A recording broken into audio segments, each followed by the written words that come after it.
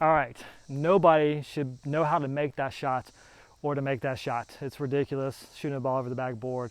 Why can I do that? Because I've played way too much basketball. I mentioned in a previous video, I got passionate about basketball after my 8th grade year and just practiced so much. And in fact, I practiced so much that truly, for me, basketball became an idol.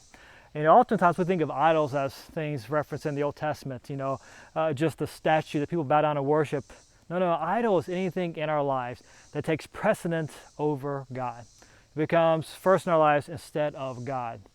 And so really anything become an idol, whether it's a sport, it's very popular in the West today, whether it's money, whether it's our fame, our reputation, even our family. Most anything can become an idol if we make it something more important than God in our lives. And it just kind of connects to the lesson we're looking at today, the idolatry of Israel, shown in a different way, but very vivid way. We look at the account, of course, Moses is on the mountain. He's getting instructions from the Lord on the mountain and left Israel under the care of Aaron. And he's gone for such a long time. The Israelites come to Aaron and they say, Aaron, we don't know what's happened to Moses. Make a God for us. Instead of Aaron doing what he should have done, instead of standing up and saying, no, we trust God, he takes their gold from their golden earrings and other places and he makes a golden calf. And they call the calf not only their God, but the God who led them out of Egypt. You see, the Egyptian gods were all animals, and they had their own statues of those animals, and they worshiped them that way. And in a sense, the Israelites were mimicking what they had saw so often over in Egypt before they had left in the great deliverance via Moses. And so they're copying the idolatry they had seen, and they're now worshiping a false god, an idol. And of course, God knows immediately, tells Moses, you need to leave and go deal with this. And so Moses comes down the mountains and he sees what they have done, and there are consequences.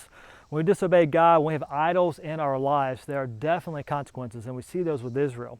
As Moses comes down and he burns the golden calf. And it's interesting, before he does that, he asks Aaron, what do these people do to you to make you give in and to build this idol?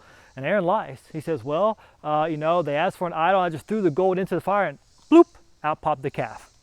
Which of course is a blatant lie, and a very bad lie on top of that.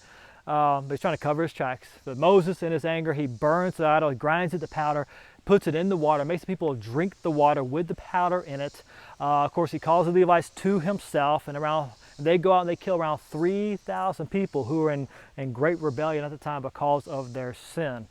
And then there's a plague afterwards, and Moses goes up as the mediator for Israel and intervenes for Israel, pleads with God to forgive them and to relent from his fierce wrath, and he does.